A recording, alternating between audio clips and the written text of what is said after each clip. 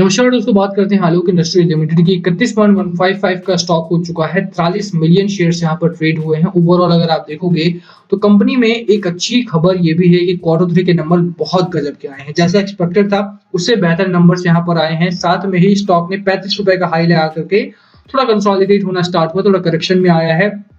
बात करेंगे इस वीडियो में कि मार्केट की गिरावट के साथ क्या आलोक इंडस्ट्री में आपको बिकवाली करनी चाहिए, क्योंकि FII are on the selling side at this time.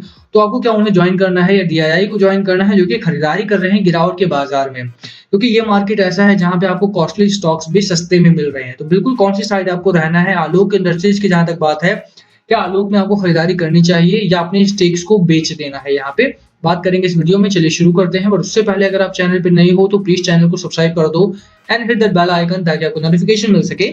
चलिए स्टार्ट करते हैं। सबसे पहले देखिए, बात करते हैं बाजार की। बाजार के हालात खराब हैं। इस हफ्ते में अगर आप देखोगे तो 3-3.5% की गिरावट निफ्टी 50 और सेंसेक्स में हुई है। आज अगर आप देखो तो अराउंड 0.75%, 0.8% की गिरावट यहाँ पर हुई है। निफ्टी बैंक में 0.75% के करीब की गिरावट है। मिड कैप में 2.5% की गिरावट यहाँ पर हुई है और निफ्टी नेक्स्ट 50 में 1.5%। बाजार पूरी तरह से बिगड़ा है, पूरी तरह से क्रैश लाइक सिचुएशन यहाँ पर बनी है। अब मैं दोबारा से क्रैश लाइक सिचुएशन बोल रहा हूँ, क्रैश नहीं बोल रहा हूँ, क्योंकि वो नहीं होने वाला है। मार्केट एक स्ट्रेंज जोन में है, गिरावट में है। तो बिल्कुल कहां पर करनी है खरीदारी वो तो बताएंगे। साथ में देखो पहले सिचुएशन क्या है। सिचुएशन में ये है कि एक बड़ी प्रॉब्लम है आपके लिए बाजार में गिरावट को लेकर के। जो बड़ी सबसे बड़ी प्रॉब्लम है दैट इज कि मार्केट में लॉकडाउन एक बड़ी समस्या बन के उभर रहा है। कोविड का लॉकडाउन जो है, अभी मैंने आपको लास्ट वीडियो में भी एक आर्टिकल रिकमेंड किया था इंडियन एक्सप्रेस में, कि इसमें डब्ल्यूएचओ ने जो क्रिटिसाइज किया था इंडियन गवर्नमेंट को कि इंडियन गवर्नमेंट लॉकडाउन को लास्ट रिजॉर्ट की तरह हर बार देखना बंद करे। हमारे पास दूसरे सॉल्यूशंस होने चाहिए। जब भी कोई प्रॉब्लम आती है हम लॉकडाउन इंप्लीमेंट कर देते हैं। अभी रिसेंटली आपको याद होना चाहिए पॉल्यूशन बढ़ गया था, तब भी हमने लॉकडाउन लगा दिया था। तो वो प्रॉब्लम नहीं होनी चाहिए, वो चीजें नहीं होनी चाहिए। इसी वजह से हमें अभी दूसरे सॉल्यूशंस की ओर देखना पड़ेगा। एक लॉकडाउन की वजह से समस्या ये भी बनी है कि केसेस बढ़े हैं। सबसे बड़ी प्रॉब्लम है कि अगर केसेस बढ़ रहे हैं तो गवर्नमेंट ऑफ इंडिया को वहां पर दूसरे सॉल्यूशंस की तरफ देखना पड़ेगा, क्योंकि इकोनॉमी बैकवर्डनेस में जा रही है। और यही कारण है मे बी कि हमारा इन्फ्लेशन काफी तेजी से बढ़ा है। सिर्फ हमारा ही नहीं, अमेरिकन इन्फ्लेशन भी बढ़ रहा है। आपने अगर फाउंडर वगैरह पे पढ़ते हो आप, तो आपको ध्यान होना चाहिए कि 8% के करीब उनका इन्फ्लेशन पहुंच गया है, जो कि 2%, 2.5%, 3% ज्यादा कभी होता नहीं था। 2021 में उनका इन्फ्लेशनरी गैप जो रहा है वो काफी हाई हो गया है। इंडिया में बजट सेशन आने वाला है तो मार्केट पे प्रेशर बनता ही है, क्योंकि ऑडिटिंग वगैरह मार्च वगैरह में आ जाएगी। मार्च अप्रैल में बुक्स क्लोज होंगी आपकी। ऐसे में थोड़ा प्रेशर है मार्केट के ऊपर। तो वो प्रेशर को कैटर करने के लिए लॉकडाउन एक बहुत अच्छा सॉल्यूशन नहीं है, क्योंकि लॉकडाउन रहेगा, काम नहीं हो पाएगा, तो हम वो जो एक टारगेटेड हमारा जो बजट होता है वो नहीं पूरा हो पाएगा। तो वो तो एक बड़ी प्रॉब्लम है ही।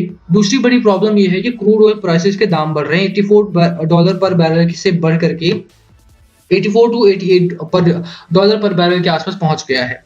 तो अगर क्रूड ऑयल प्राइसेस बढ़ रहे हैं, आपको ध्यान होना चाहिए कि नीति आयोग ने बोल दिया कि अगर 10% क्रूड ऑयल प्राइसेस के दाम बढ़ते हैं, दैट मींस कि 1% के अराउंड डब्ल्यूपीआई इन्फ्लेशन बढ़ेगा आपका। और अगर इन्फ्लेशन बढ़ता है उससे फिस्कल डेफिसिट बढ़ेगा और इंडिया का जो फिस्कल इन्फ्लेशनरी गैप है ना वो बढ़ जाएगा। और जब भी बजट सेशन आने वाला होता है, अगर हमारा टारगेटेड इन्फ्लेशन नहीं रहा तो वहां से प्रॉब्लम स्टार्ट हो सकती है। इंडियन इकोनॉमी कॉस्टली हो सकती है। तो ये सारी प्रॉब्लम्स मिलकर के बाजार में इंडियन इकोनॉमी को तो कॉस्टली कर ही रहे हैं, एफआईआई को डरा रहे हैं, and they are exiting the Indian economy. 4680 crore रुपए के आसपास का माल यहाँ पे 20 जनवरी को डंप हुआ है एक दिन में। डीआईआई ने 700-800 करोड़ के आसपास की खरीदारी यहाँ पर की है, बट दैट्स नॉट इनफ। आपको मानना पड़ेगा कि एफआईआई के सामने ये खरीदारी बहुत शॉर्ट है और रिटेल इन्वेस्टर के पास पैसा नहीं है। 4 हफ्तों की रैली, मैंने आपको पहले भी बोला था कि 4 हफ्ते की जो रैली यहाँ पर है इसको बहुत ज्यादा सीरियसली, बहुत ज्यादा अग्रेसिवली बाय नहीं करना है। पर जिन लोगों ने सुना बहुत अच्छी बात है, जो लोग कॉशियस रहे बहुत अच्छी बात है। जिन्होंने नहीं सुना, पैसा नहीं है उनके पास इस समय पे लगाने के लिए, तो रिटेल इन्वेस्टर मार्केट को हैंडल नहीं कर सकते हैं। डीआईआई के पास ऑप्शन है and they have to handle the market very well. अभी के लिए अगर आप बात करो तो डीआईआई और एफआईआई मिलकर बाजार को मैनिपुलेट कर रहे हैं एक तरह से, ठीक है। तो वो सिचुएशन अगर यहाँ पर बनी हुई है तो मेरी राय यही रहेगी कि मार्केट आगे आने वाले दिनों में भी गिरावट के नजरिए से ही देखना है आपको। बाकी जहां तक बात रही उन स्टॉक्स की जो इस गिरावट वाले बाजार में भी आपको अच्छे रिटर्न दे सकते हैं, जैसे आलोक इंडस्ट्रीज हो गया आपका, इनमें आपको खरीदारी के ऑप्शन ढूंढने चाहिए। सबसे पहले आलोक इंडस्ट्रीज में आप देख लो कि क्वार्टरली रिजल्ट आ चुके हैं। दिसंबर क्वार्टर के नंबर्स बहुत गजब के आए हैं। मैंने आपको पहले भी बोला था कि अगर इस तरह के नंबर्स आते हैं एक्सपेक्टेड क्या था मेरा, 202 करोड़ के आसपास का ऑपरेटिंग प्रॉफिट है, मार्जिन 3% के आसपास बढ़ा है आपका, जो कि बहुत अच्छा है।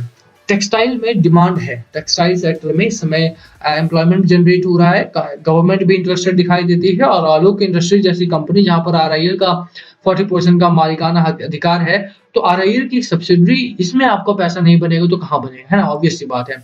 10% के करीब का मार्जिन यहाँ पर बन गया है, बहुत अच्छी बात है।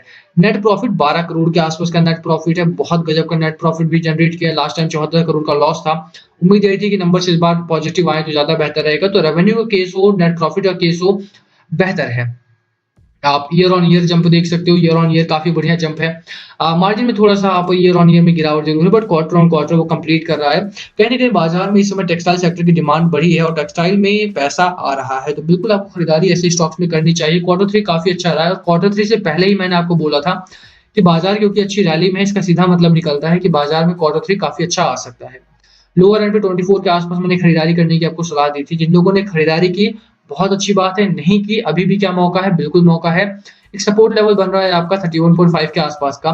Let me show you first weekly chart pattern, ये आपका वीकली है, ठीक है। अभी के लिए अगर आप देखो तो सपोर्ट लेवल आपका डेली में अराउंड 31.65 का है, बट आपको ध्यान से देखना चाहिए कि बाजार ऑलरेडी आपका टेक्निकल एरर जोन में है।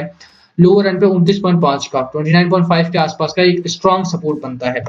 ये लेवल है वो लेवल जहां पर आपको खरीदारी करनी चाहिए, but cautious, be cautious. Reason being कि मार्केट में अभी भी आप देखोगे तो लोअर एंड पे थोड़ा सा सपोर्ट है, बट प्रेशर भी है उतना ही। तो अगर ये लेवल ब्रेक डाउन करता है तो यहाँ से आपको निकलना है तुरंत, क्योंकि स्टॉक फिर और नीचे गिर सकता है। क्वार्टर थ्री ऑलरेडी आ चुका है, 35 का हाई लगाया है, स्टॉक ने प्रॉफिट बुक हो चुका है, काफी ज्यादा प्रॉफिट बुकिंग यहाँ पर हुई है। तो ऐसे में अभी खरीदारी करना थोड़ा सा मैं रिकमेंड नहीं करूंगा, बट स्टिल आपके लिए ये लेवल वॉच आउट करने वाले होंगे 29.5 का। अगर यहाँ से नीचे आता है और अगर आपके पोर्टफोलियो में स्टॉक ऑलरेडी है, अभी तक आपने नहीं बेचा है, तो एग्जिट करो अपनी पोजीशन को, वो ज्यादा बेहतर रहेगा। आरएसआई की जहां तक बात है 70 पॉइंट्स का आरएसआई है, मैकडी आपका स्ट्रांगली बुल रन में है, हिस्टोग्राम आपके अपर साइड बन रहे हैं। ओवरऑल खरीदारी वाला चार्ट पैटर्न बिल्कुल बनता है आपके सामने, बाय सिग्नल रहेगा मेरा यहाँ पे, बट 29.5 के नीचे निकलता है तो बिकवाली करो। खरीदारी कहां पर करनी है, थोड़ा नीचे आने दो स्टॉक, पहले करेक्शन होने दो, क्योंकि अभी प्रॉफिट बुकिंग स्टार्ट हुई है, क्वार्टर थ्री आ चुके हैं, इवेंट हो चुका है। इसके बाद अगर रैली नहीं आ रही तो करेक्शन होगा, अभी वेट करो। डिलीवरी की जहां तक बात है, आप डिलीवरी देख रहे हो 27%, 20%, 30%, 28%, उससे पहले 26%, मोर देन एवरेज की डिलीवरी यहाँ पर बनी हुई है, बेहतर डिलीवरी है। आई वुड से कि आलू की इंडस्ट्री में ठीक ठाक स्टॉक है। अभी थोड़ा टाइम खराब चल रहा है मार्केट के नजरिए से भी और स्टॉक के नजरिए से भी। होल्ड करते हो तो होल्ड करो अपनी पोजीशन को, 29.5 के नीचे निकलता है तो निकाल दो, अदरवाइज थोड़ा सा सेटलमेंट होने दो, थोड़ा सा साइडवेज जाने हो तो अभी टेक्निकल एरर जोन में है, तो खरीदारी करने की मेरी सलाह नहीं रहेगी। एफआईआई के ऊपर ध्यान दो, बाजार के ऊपर, लॉकडाउन के ऊपर। लॉकडाउन हटता है तो उससे टेक्सटाइल सेक्टर में काफी मदद मिलेगी, बिकवाली बढ़ेगी, प्रोडक्शन बढ़ेगा, लेबर इंटेंसिव इंडस्ट्री है, तो यहाँ पर जरूरत है कि लॉकडाउन हटे। ऐसे में थोड़ा सा इन चीजों के ऊपर ध्यान रखना है। बाकी होल्ड करने की मेरी सलाह रहेगी। Last call must be used, क्या है आपकी स्ट्रैटेजी स्टॉक को लेकर के, प्लीज कमेंट करके शेयर करना। वीडियो को यहीं खत्म करते हैं, पसंद आए तो लाइक करना, चैनल पे नए हो तो सब्सक्राइब के बिना मत जाना। Thank you for watching and please comment अगर कुछ पूछना हो।